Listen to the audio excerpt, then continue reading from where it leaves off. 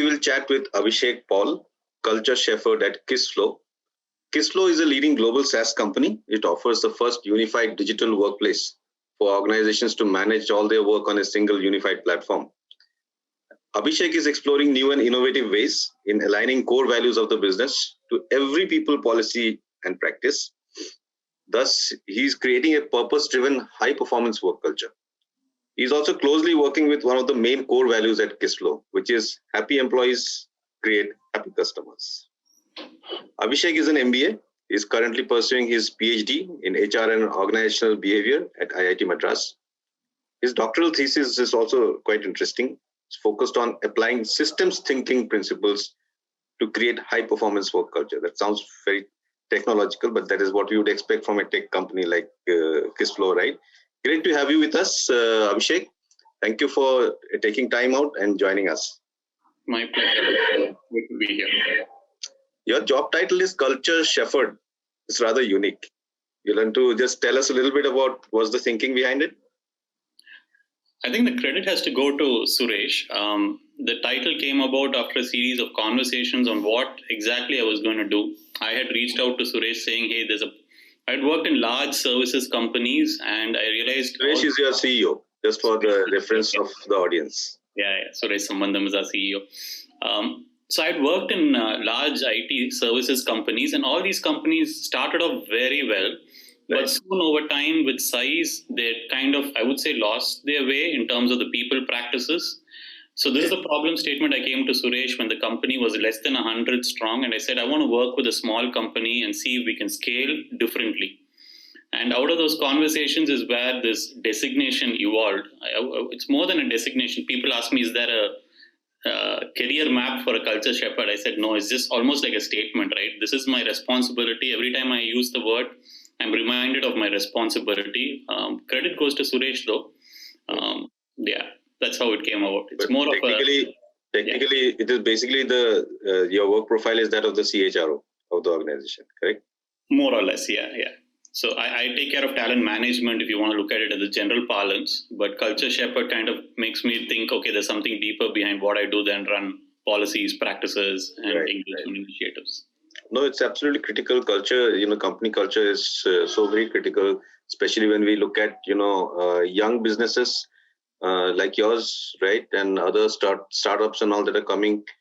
Culture is still being defined in those organizations, right? Unlike legacy organizations or family businesses where the culture has been there and it's a legacy that has been there for a long time. So it's very critical. So it's good to have people like you, who are shepherding the company culture. But tell us, for the benefit of our audience from an expert's point of view, how would you define company culture? And especially for younger organizations, if you were to advise CEOs and all who are listening to us, what would be the principles of an ideal company culture? Perfect. We actually have thought this through, and this is one of the things that we do as part of our induction program is when we hear the word culture, people have a lot of different thoughts, right? Maybe from what they've read or what they see on social media, or even TV shows like Silicon Valley and all of that, right? So people, when they see culture, they think, okay, earlier it used to be in services companies, Friday, you have culture programs and things like that, basically just fun engagement stuff. But if culture is going to be the core of how you're going to invest in people and build your people practices, then it has to be more than something you do to just entertain people and make them feel nice. Well, that can be a part of it. It cannot be the whole cultural thing. So we defined our culture is basically a set of values that we believe in, right? And while that can sound very theoretical, the simple way to do that is culture is basically manifested in our daily interactions. How we interact with each other, how we prioritize things, how we reward people. So that actually comes out of what we believe. So we might put on our wall saying, hey, these are our value systems, but culture is basically what is lived out among people. In that sense, it's no different than, let's say, any regional culture, right? Like, for example, we are in Tamil Nadu. So there is a Tamil culture. There is an Indian culture which you hear about. What is it? It's something you feel. It's something you experience. When somebody comes from outside, they experience it. They don't have to know our constitution. They don't have to know our history. Just by interacting with people, they'll say, hey, feels like Indian culture.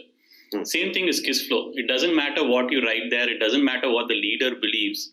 It's what every employee lives out on a daily basis. What we try to do is be intentional about it. There is no perfect culture out there. It has to be contextual. Tamil culture is different from Indian culture, is different from Karnataka culture. There will be similarities and overlap. Right. But you need to be aware of what makes your identity. Not try to imitate somebody else because they are doing well and it's getting a lot of coverage. You be clear on your values and why you're doing what you're doing, and then live it out, right? That's all we say about culture. It will automatically manifest in the way you hire people, in the way you reward people, in the way you promote people, in the way you let people go, right? All of that is outcomes of your culture. It is not independent. Culture is not something you do in terms of the office infrastructure, in terms of the way you dress alone, right? It's far deeper than that. And that's what I'll tell people. First, be clear what you stand for, what is your identity, and then you'll find a way, and then find the way that you're living it out. Is it in alignment with that? That in a nutshell would be culture. For the larger, longer term benefit of an organization, how important is it, or how critical is the role of a person like you, or senior leaders, because you are the ones who are defining culture, and how can you create a division between the people who are defining the culture and the culture itself? Because it shouldn't happen that tomorrow if you leave Kissflow and go away, the culture changes, right? The culture should not change regardless of change of personnel. Even the company might be, a company might, acquire another company. Tomorrow you might buy another company. How do you want to retain the culture of the company you're buying? Do you want to impose your culture on them? What is the benefit? But mostly, how do you keep a culture going for long? So if there is a Tata group that has had a certain culture, right, for more than 100 years, and regardless of how many companies there is a common thread in the culture of the group, right? And regardless of whether Ratan Tata is there or not, and so many people have come and gone. How do we keep this going? How do you reinforce, on a regular basis, the cultural values of an organization? Like most of these questions, there is no one answer to it. There are multiple ways you have to attack this, depending on the size that you are in and what situation you're in. I would say, number one, it's the leadership, right? Like you said, the Tata example, right?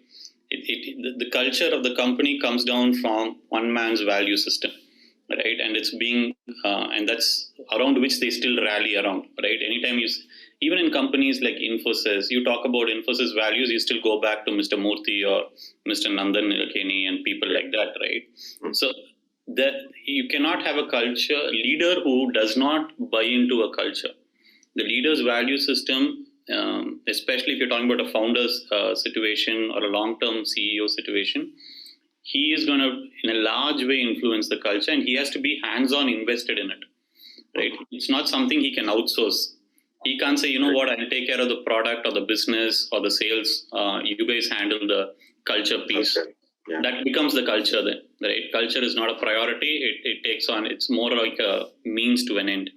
So the first part is the leader does he or she truly believe in it? And that's the first step. Without it, it's going to be very difficult. The leader might not have the same amount of time throughout the career, but he or she has to be invested in it. The second thing is your culture has to be co-created. It cannot be dictated from above, however good the intentions are. For example, when we came out with our core values, I spent time we were about 90 people. I had 1 hour interviews with about half the population. And the remaining all took a survey. They took a questionnaire and they responded. So 90 people were involved in framing our core values. It's not saying, hey, these values look good, yes or no. Like people were going through and saying, hey, this is what I like about the company. This is what I want to change about the company. This is why I stay here. This is what makes us successful. And hence, out of that came our values. So people have a personal connect, right? Culture is co-created. Your values have to be co-created. It cannot be dictated. And what happens to people who join you later? So that whole thing, you need to kind of keep involving them in. So what we say is, culture is not just something you enjoy. It's something you come in and you add your flavor to it. So we make sure we give them opportunities to not just voice out their opinions, but also make changes to our culture, right? So second part, first leadership, second co-create and collaborate, so that culture is always evolving. We are not dogmatic. We don't say, hey, this is how we do things. You need to either buy into the plan or head out, right? Like, we don't do that. Okay. The third thing, which is very important, is culture has to have rituals, right? You cannot have an induction and posters around the wall and then all of that. You need to have weekly rituals. So for example, every Friday, which is today, 5:30 to 6:30, we have something called G2G, good to great. Entire company comes together. We have some fun where we introduce new people. We might have some interesting talks by our own people.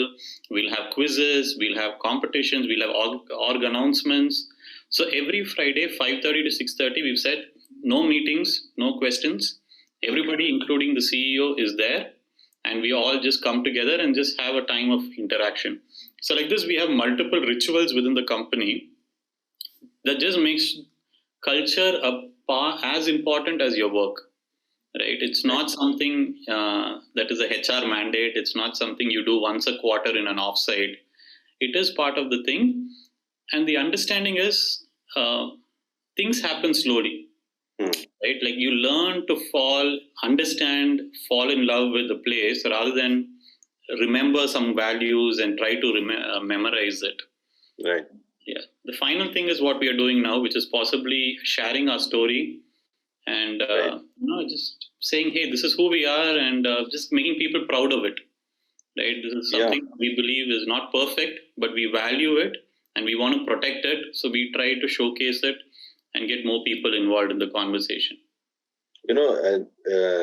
I love having this conversation, and I'm really enjoying this conversation with you.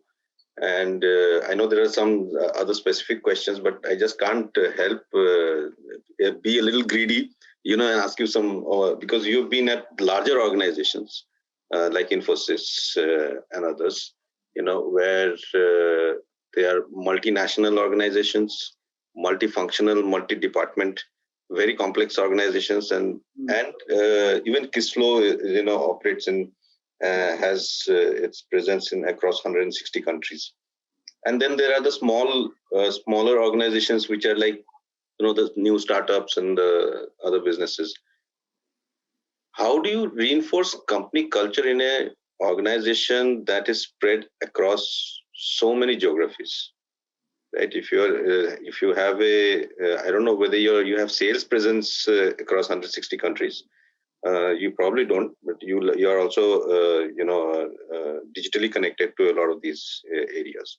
But Infosys and the other places that you have worked at, they have physical presence in multiple geographies, and like even within those geographies there are multiple locations, right? Mm-hmm. Is it possible to have a common company culture? I think the short answer is, again, it goes back to what you mean by culture, right? Like, if culture is values, you will have those values. I mean, you have to go to Infosys, what their values are. Now, those values we believe are universal human principles, right? Obviously, the way they express those values will be different, or the priority of those values will be different, depending upon the cultural background of that particular country or whatever. But I don't think, for example, if you look at Kissflow's values, right, like one of us it is bias to action, which basically says use good judgment, take action. If something hits the fan, I don't know how much I can be free with my language. Seek forgiveness, right? Don't have to worry about, okay, I have a great idea. Who do I run it to? Can I run to my manager? Ask his permission? No. Right now, bias to action can be, you might say, is a universal principle. You can apply it in any country. But you might say, hey, somebody from a Western hemisphere is more individualistic by nature, so bias to action might come easier for them. Whereas here we are maybe more authoritarian, we seek approval and things like that. So the core, to go back to your question, I think a lot of people try to maintain similarities on the externals when they say culture. Okay, we as a company dress this way. This is how we address people. But they don't try to understand what is the internal, what are the value systems you want them to hold. Right. So irrespective of how they express it, in whatever language, whatever cultural background they come from, you will still feel, hey, I feel, it's like, okay, give me an example.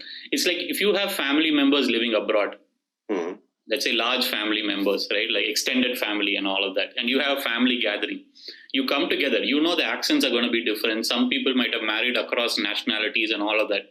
Okay. But what makes you that one family is not that you all talk the same language or talk the same way or all of that. You have something at your core which is similar. And that's what connects you.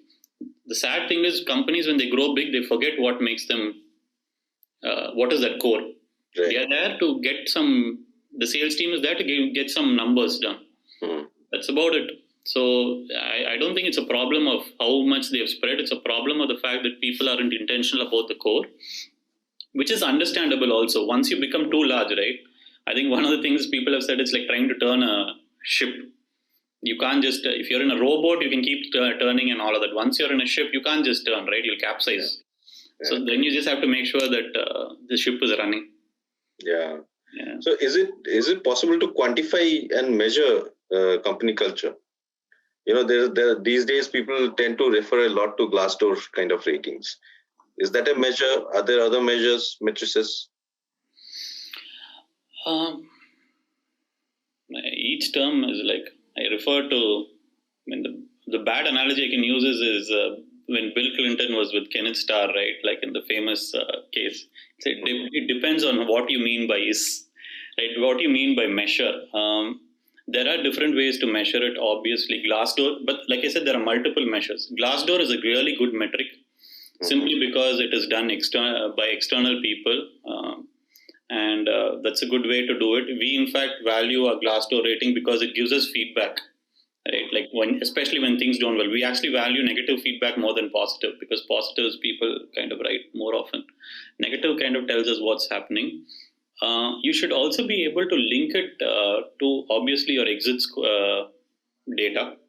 If you say you have a good culture, it's not that attrition is bad, it's the kind of attrition you have. See, our culture, Alokesh, is basically defined as ensuring we create an environment where high performers thrive. So you cannot have good people leaving, right? Which also means people who are not performing well for a while have to be moved out in a respectful manner. That I know some companies would say attrition number as a whole is bad or good. No, doesn't make sense, right? So what kind of attrition we track, that's another metric. But primarily your performance scores, we run on an OKR model, which is objective and key results. Okay. Your business unit should be able to deliver highly on your OKRs. That is a sign of a good culture. You cannot say my engagement score is high, people love me as a manager. We do an internal engagement score every 6 months to a year. People are very happy. They give great ratings and all of that. But you know what? In terms of BU OKR level, we are average. Doesn't cut it. So, in fact, if you go to a YouTube page, there is something called a performance philosophy where Suresh again has spoken about, articulated this. Okay. He said a culture is created to create an environment where high performers are happy delivering high performance. Okay. Yeah, you need to be happy, but your happiness comes not because people are giving you perks or fantastic office space or taking care of you and all of that. You get to do stuff that you can't do in other companies, and yeah, that gives you a kind of fulfillment. So that happiness comes from becoming, like you said, right? Like, where have you heard culture shepherd? Yeah. You get that here. That's right. Yeah. I've heard a lot of titles, but I haven't heard this one. Yeah, I mean, those things happen, and that should give you a sense of responsibility, happiness, and that's what we create here, right? Those opportunities, So okay. Just coming back, yes, there are metrics on engagement, exit, and all of that, but ultimately, your performance scores also as an organization should track. Right. Yeah. Okay. Fantastic. So if you, on average, an employee spends about 40% of her waking hours at work, right? So now an organization culture in that sense, given the kind of time that we spend, is really extremely important for their own sort of happiness, and satisfaction from life. So tell us about how Kissflow does this. How do you create a vibrant culture that boosts employee happiness? Okay. I actually think people spend about almost 70% of their waking hours. If you sleep 6 hours a day, let's say it's 18 hours, 10 hours in office on average, including commute and all of that. I think it's 2/3 of your waking hours at a minimum should be in office. These days it's more because people are not able to switch off. Yeah. So your question is, how does Kissflow? Yeah. How do you create this vibrant culture, that boosts employee happiness? Okay. So again, it cannot necessarily be done from the top, right? As much as we would like it, we are not gods granting boons from on high. What we do is, and this is what Suresh keeps saying is, number one, people don't understand the power they have, right? If I am an individual or a leave alone a manager, I can do more to influence my team members than the CEO or the people ops team can do. Right. So our job is, number one, making people aware that, hey, their daily happiness depends more on what you do, how you do things, than anything the company can do. So what the company can do is equip these people and give them the authority also. A lot of people are leads and managers in name, but they can't take any decision. I've noticed this in a lot of companies. Somebody comes up with a serious issue, say, you know what, I can't do it, we'll have to talk to HR. Or no, I can't do it, we'll have to talk to the department head. So sooner or later, the guy is going to figure out you're a lead or a manager just for approving my leaves and things that don't matter. Anything that matters. So I wouldn't blame the lead or manager there. I would say that the company hasn't really trusted them and given them the authority or the responsibility to take. So what we do is we try to give as much as decision-making power to the people, both for a product and for a people, right? We say people closest to the problem are best placed to solve it. So you're dealing with people on a daily basis, you need to have the authority to make decisions, right? Okay, somebody needs a cab, you arrange it, you don't have to go through admin, they will facilitate it, you figure it out. Somebody needs to work from home, you figure it out, right?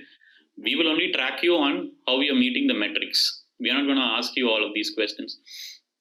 So I think what we try to do is keep teams small, self-contained, so they manage their daily work.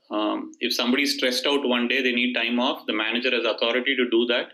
So in that sense, their daily work and everything is contained, like they're almost like a small family unit, right? They don't have to worry about anything. And as Kissflow, our whole job is ensure that these people are given the knowledge, authority, and all of that to keep their team happy, right? So we have broad boundaries and principles as a company, but we try to almost have like a federal structure. You guys figure out what works for you. And if somebody is really unhappy, we'll step in, but otherwise we know you can sort it out. Right. Once people have that level of control, we call it autonomy, right? Yeah. Once they know, hey, I have this level of control over my daily schedule, my daily work, and my career, half the problems are solved. Right. This is such a nice point you make, because I realize that even for larger organizations where there are functions, and within the functions there are smaller groups, even within those groups, if there is not empowerment of the manager, then it becomes a very difficult issue to manage the company culture. And then there would be microcosms of different subcultures within even those smaller groups, right? So I think we need to clarify between what is efficient. See, when you run large companies, you need to have certain structures in place for efficiency and process adherence. So a lot of these smaller breakups that you see are not done for the good of the individual or the teams. It's basically done so that you can manage and have fairness across the system. Right. So when what is fair for the system is unfortunately unfair for the individual. Yeah. So we are trying to buck the trend. So let's see. It's a difficult balance to maintain. Yeah, absolutely. Okay. I'll just ask you one last question. Hiring ever since COVID and lockdown and everything happened, hiring has become a difficult thing to do. The point of having somebody sitting in front of you and you can feel the vibes of the person, whether apart from answering your questions about, tell me about your background and, answering a technical question, you also get a feel of the person sitting in front of you, whether he's going to work or not, if he has the right attitude, is he reacting in the right way. And so tell us a little bit about remote onboarding, because that is now, the thing that is happening. So how have you cracked it? It will be useful for the people who are listening in also to take some tips from you on that. Absolutely. I think hiring is one thing that we tend to underestimate.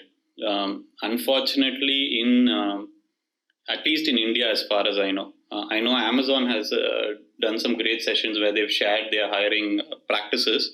But people, by and large, think you can, and I don't blame. I think the responsibility, or you can understand where they're coming from, because the IT services companies pretty much just go to colleges, hire anybody irrespective of their background, and say, 3 months, 6 months, I can train you into an engineer, right? So that mindset has seeped into everybody, where they think, doesn't matter, chalta hai, you come in, if you have first class and no arrears, doesn't matter who you are, you're all the same to me. I'll just train you, right? So like assembly line. Sorry, absolutely. I mean, it's very sad, and somehow that mindset has seeped into everybody. They think hiring is just a numbers game. So what we talk about, and this is an idea that initially 4 years ago when I joined, I'd spoken to Suresh and said, culture is only two things, right? One is performance management, how you manage performance. Mm-hmm. Number two, and performance managing includes learning as well. And number two, and critical lever which people underestimate, is hiring. You don't crack hiring, you can't do anything. You're going to constantly throw money at the problem, or have bad people inside and you're trying to figure out how to manage them. It's going to create chaos, bad or average. So this hiring is called, and I credit Laszlo Block, the former CHRO of Google, for this, right? He's called this front-loading your people investment.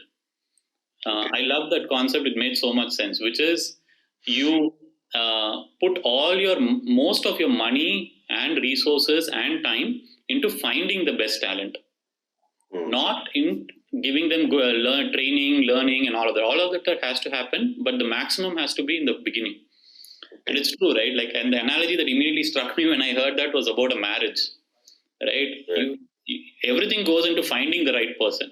After that, you guys can figure stuff out, right? And sadly, after that, if you've married the wrong person, anything you do after that is going to be quite difficult. Yeah. But the problem was in the beginning, not going through counseling and things like that. So that struck me. So one of the things we cracked is, okay, how are we going to do hiring when we weren't that famous or popular 4 years ago? Mm-hmm. Suresh used to interview each and every candidate. Didn't matter if you were a fresher coming in for a sales role. Oh. He was the final interviewer. Okay. And he used to do this face to face. When I came in, I sat and observed, what are you looking for? So that was the interview Suresh did was not a functional interview, not a technical interview, though he would do that for senior roles, because that would already be done by the department heads. He would just try to understand the person and see if that person would fit into our culture. And what he told me is, hey, Abhishek, I'm doing all of this by instinct, right? It's in my gut. But it cannot scale like this, because I won't have the time and we're going to hire too many people. We need to find a scientific way for my gut. What my gut is telling me has to be put in a scientific manner. Right. So after observing a lot of his interviews, what we created was something called a value alignment interview. Yes, we have core values, 6 core values.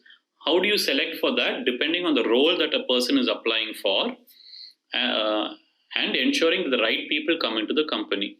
So we broke people down into 4 major experience categories: new beginner, individual contributor, team manager, and a leader. Okay. So for each level, they will still be assessed on 6 core values, but the questions that would be asked of them would be different, because we believe they're coming in with different experiences, obviously. Mm-hmm. So we do a semi-structured interview. So there are specific questions that we would ask, start the conversation with that, and then we will say, we are asking this question to assess these values. And then we would rate each person on whether they have those values as strongly present, somewhat present, or absent. So once the interview was done, we'll have a rating framework for each individual on how they fare on our core values. They will have a strengths scorecard. They will have an areas of concern, and we will give an overall POV. This level of detailing is done in this final interview, post them clearing their skills and functional experience. And then only then do they get an offer from Kissflow, right? And this is shared within the company, so people know it's a semi-structured interview. It's not like if you know the question you can crack it, right? Like you and I are talking, I'll just keep talking with them. Sooner or later, the true person comes out, right? Like Hercule Poirot says, right? His only trick is to allow people to talk. Right? You can only bluff for so long. Now, that has helped us identify people and also tells people, hey, we are not hiring a resource for a role.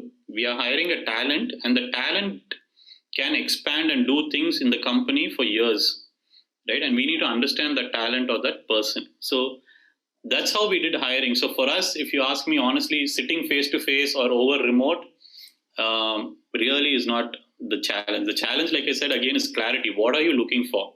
Right. Sometimes if you're looking face to face, you can get put off or favorably look at how the person is dressed, how they carry themselves. All of that is immaterial, right? That's what we say, hey, we look for clarity of thought, not clarity of communication, unless you're in sales. I don't care if you don't speak English, if you don't have engineering background. Can you do the job? Do you align with our values? That's the only thing we look for, but we are very particular about it. So I think a lot of companies fail to do that. And so people also just come in, they say, okay, I've hired for this role, I'll do this. That is not part of my job description. Or they say, I'm actually interested in something else, but I'm only doing this. So you actually lose out on the person. Yeah. Right?